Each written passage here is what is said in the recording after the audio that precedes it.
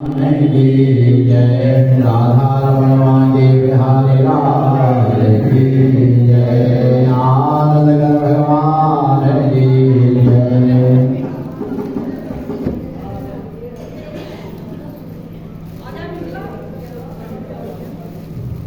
रामा रामा रटते रटते धीरे मारिया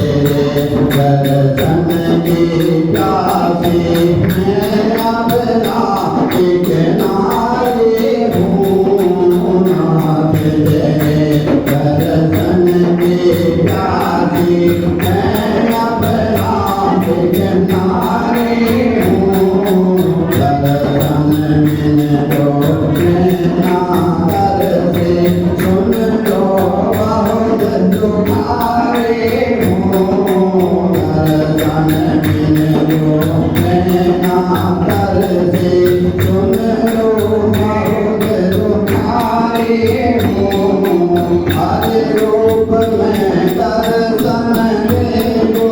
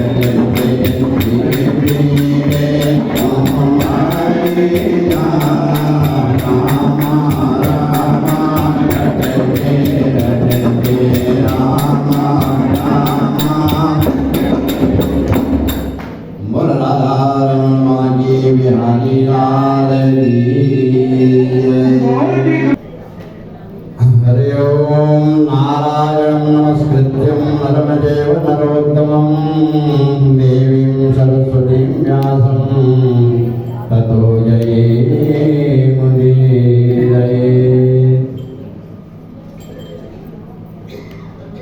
जयन्ती मंगला काली भद्रकाली कपालिनी दुर्गा शिवा क्षमा धात्री स्वाहा सुधा नमोस्तुते।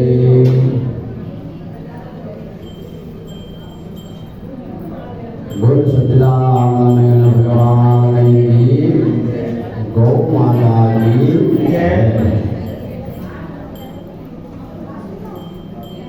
सर्वशक्तिमान परम आनंद परमात्मा के चरणों में प्रणाम करते हुए आइए भगवान की आज गोपाष्टमी है तो गोपाष्टमी की कथा का श्रवण करें। ऋषि कहते हैं बातें ना करो,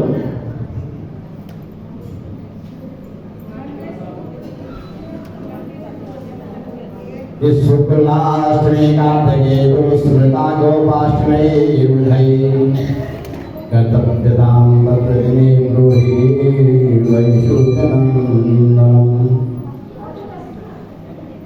ऋषियों ने कहा हे सूजी कार्तिक मास के शुक्ल पक्ष की अष्टमी तिथि को विद्वानों ने गोपाष्टमी कहा है,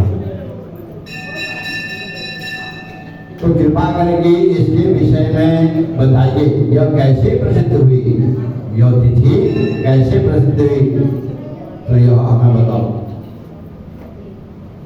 तो सूर्य जी कहते हैं कि ऋषियों शृण्वमृषभः सर्वे कथां पौराणिकीं शुभां यस्याः श्रवणमात्रेण गोसहस्रफलं लभेत्।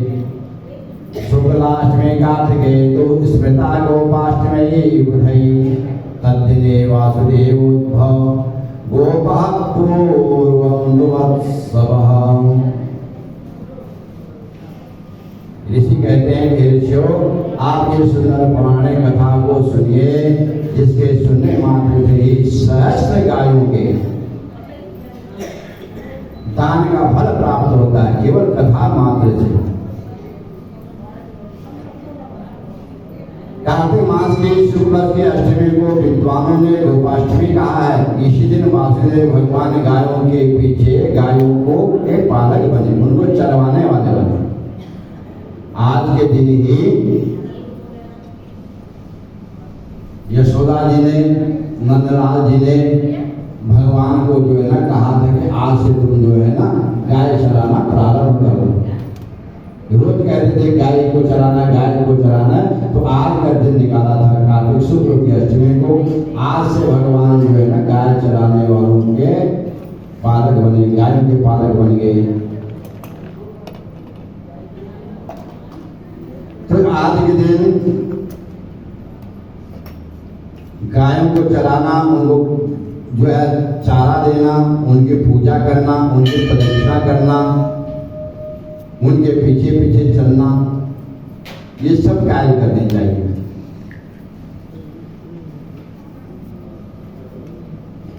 क्योंकि जिस प्रकार श्री कृष्ण और राधा जी प्रिय हैं, उसी प्रकार उन्हें उनका पुण्य भी बहुत प्रिय है। कार्तिक मास की अष्टमी को राधा कुंड में भी स्नान करना चाहिए, उसकी भी पूजा करनी चाहिए। उस पूजा से, गौ की पूजा से ब्रह्म हत्या करने वाला, सुदापान करने वाला, व्रत भंग करने वाला,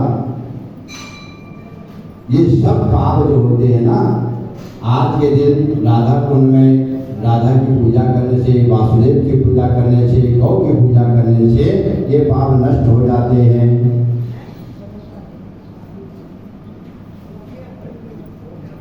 गोधूलि के समय दान करने से बहुत पुण्य मिलता है। गोधूलि कहते सायंकाल का जो समय होता है, जब गाय वन से चढ़ करके वापस आती है दौड़ती हुई, तो उनके पाँव से धूल उड़ती है, उसको गोधूलि समय कहा गया। इस गोधूलि के समय में आप दान करोगे तो अक्षय फल की प्राप्ति होती है। गाय के पीछे पीछे जितने पग चला जाए उतने ही गोलोक में स्थित बने रहते हैं।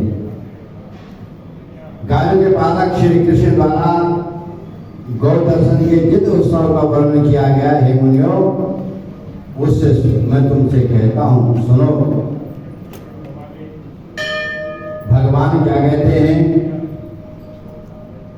कि जो मेरे भक्त हैं वो यदि परम भक्ति पूर्वक गंध पुष्प अक्षत सब फलों द्वारा गौ का पूजन करे तो निस्संदेह ही साक्षात मेरी पूजा हो जाती है, इसमें कोई संदेह नहीं। ऐसा भगवान कहते हैं, नारायण कहते हैं कि गौ की पूजा जो करता है उसमें साक्षात समझो उसने मेरी पूजा कर ली।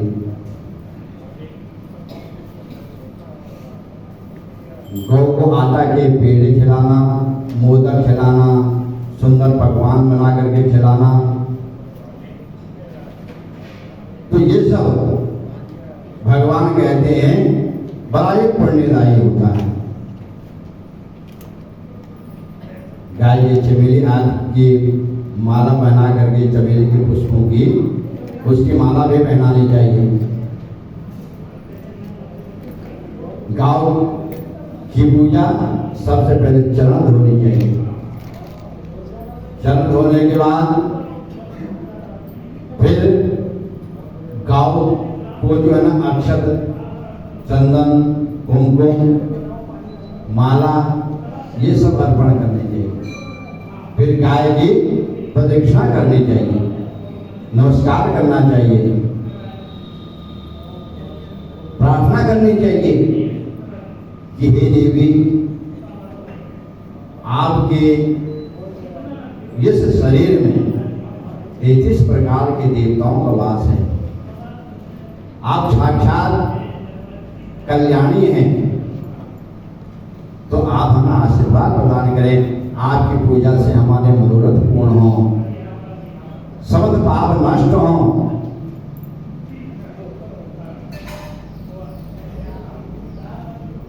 मैंने कुमकुम, चंदन आदि जो भी आपके समर्पित किए हैं इसे आप ग्रहण करें। फिर आप कहते हुए पुष्प आदि चढ़ाएं, माल्य आदि, सुगंधि, चमेली आदि पुष्पों को आप गौ के ऊपर अर्पण करें। वनस्पतियों से उत्पन्न सुगंधित धूप को आप ग्रहण करें। हे जननी धृतिवर्तिके, धृत प्रदान करने वाली, दुग्ध प्रदान करने वाली, आप प्रसन्न हो। हे जगत माता, मैं आपको नैवेद्य फल चूर्ण आदि समर्पित कर बारंबार प्रणाम कर रहा हूँ। इस प्रकार पूजन करने के बाद प्रदक्षिणा और नमस्कार करके गायों के पीछे पीछे चले। फिर ब्राह्मणों पुण्यशील भक्तों राजर्षियों के विषय में तो कहा ही क्या जाए। कहा कि जो भी साधारण व्यक्ति भी इस पूजन अर्चन को करेगा तो उसका कल्याण हो जाएगा। 33 कोटि देवताओं के पूजन से जो फल मिलता है वह गोपाष्टमी के दिन एक गाय का पूजन करने से प्राप्त हो जाता है।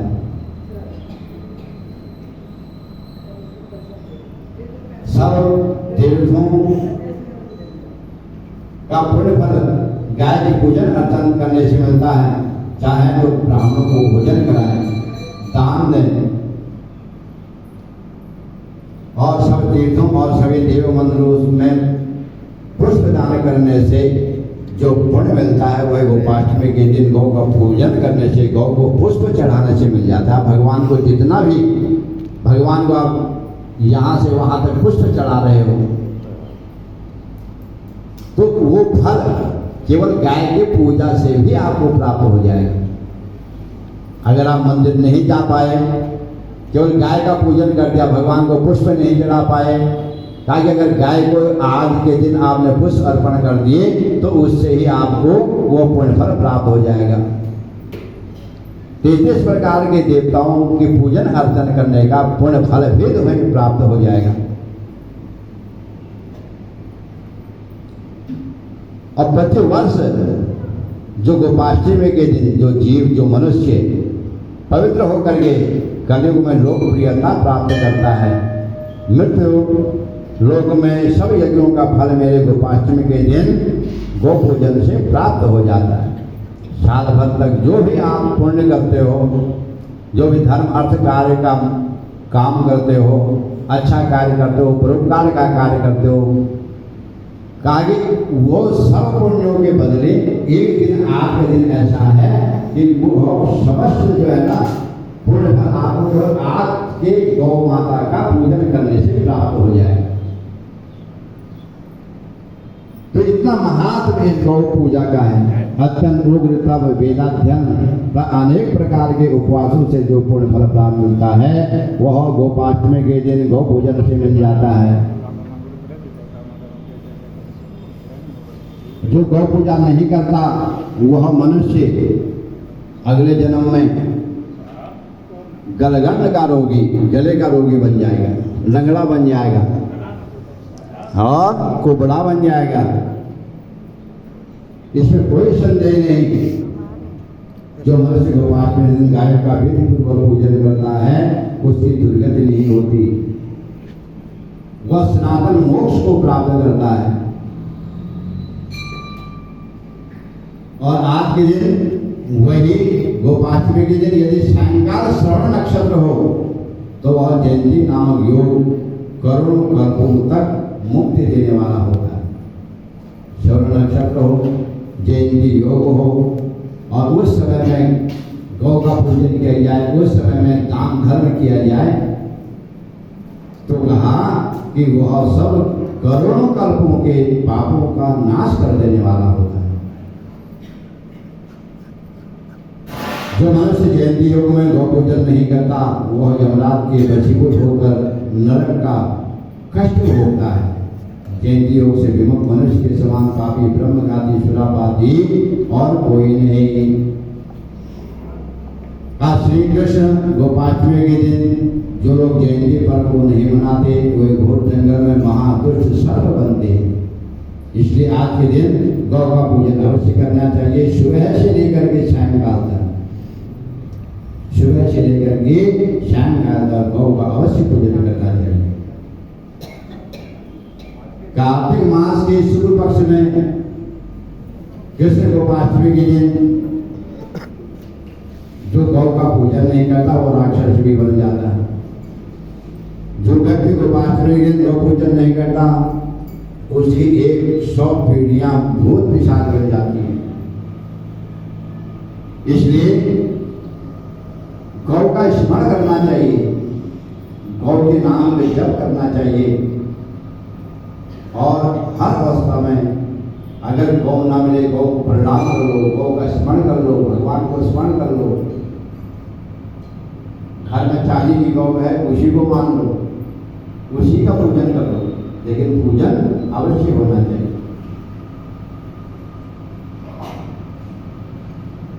ऐसे लोग परम गति को प्राप्त करके उत्तम कुल में फिर जन्म लेते हैं, परम पद को पाते हैं। जिस देश में गोपाष्टमी के दिन गाय का पूजन होता है, वह देश भी फिर बाहरी देशों के आक्रमण से बच जाता है। जहाँ ये शुभ कार्य होते हैं, उस देश में फिर दूसरा देश आक्रमण नहीं करते। मृत्यु के समय भगवान वासुदेव का स्मरण भी बना रहता है, यानी गौ पूजन करने वाले को लास्ट में फिर भगवान की कृपा प्राप्त हो जाती है। इतनी शक्ति होती है इसमें कि अंत समय में जो है ना भगवान का स्मरण बन जाता है।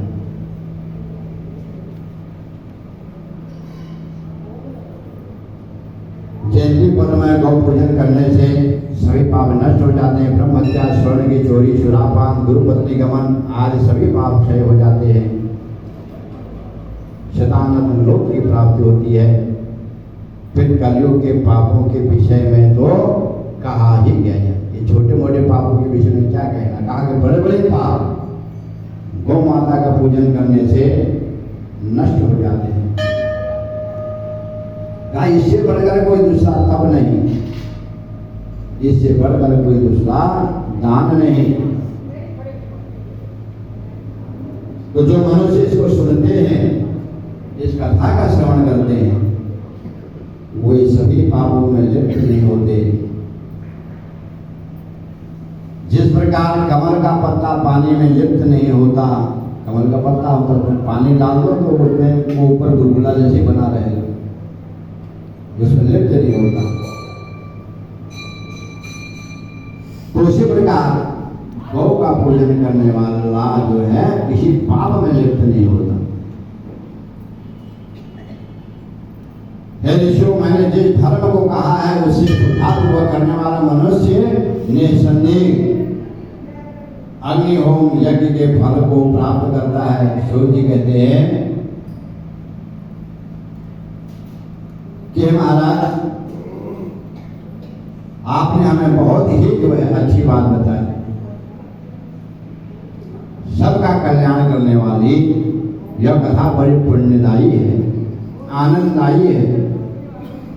तो यद किंचित त्वया पुष्टम कृष्ण गोपाष्टमी दिने तत्सर्वं च मया प्रोक्तम किमन्यत् पुष्टवानसि। सूर्य बोले, कृष्ण गोपाष्टमी के विषय में तुमने जो कुछ पूछा था वह सब मैंने तुम्हें बता दिया। आप क्या पूछना चाहते हो?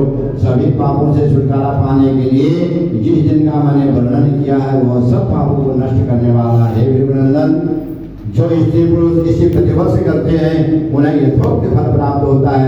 यह सब व्रत, पुत्र, संतान, आरोग्य, धन धान्य की वृद्धि कराने वाला है।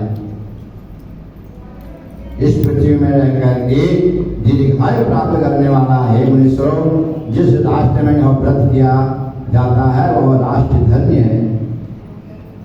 इसलिए जो भी इस व्रत को करते हैं वो सभी जीव जो है ना भगवान की कृपा से परम गति को प्राप्त करते हैं। बोल विष्णु भगवान की जय। श्रीमन नारायण नारायण नारायण भगवान नारायण नारायण नारायण श्रीमन नारायण नारायण नारायण श्रीमन नारायण नारायण नारायण हरे नारायण नारायण श्रीमन नारायण नारायण नारायण श्रीमन नारायण नारायण नारायण श्रीमन नारायण नारायण। श्री भागवत भगवान की है आरती, पापियों के पाप को है तारती। श्री भागवत भगवान की है आरती,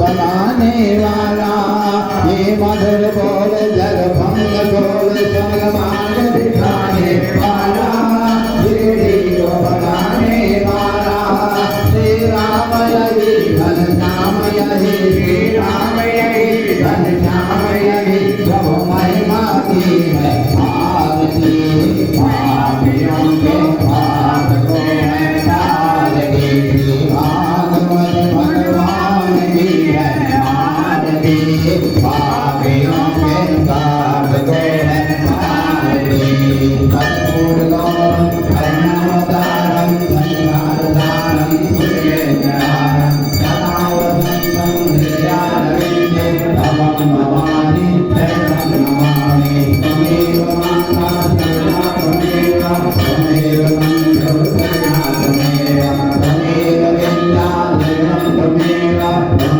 सर्वं मम देव त्वमेव सर्वं मम देव सर्वे भवन्तु सुखिनः सर्वे सन्तु निरामया सर्वे भद्राणि पश्यन्तु मा कश्चित् दुर्भाग्यं भवेत् बोल गणपति भगवान की उमामहेश्वर भगवान की भद्राणीश्वर भगवान की राजा रामचंद्र महाराज की पवन हनुमान की राम जी बिहारी लाल की जगदजननी जगदम्बे माता की लक्ष्मी नारायण भगवान की धर्म की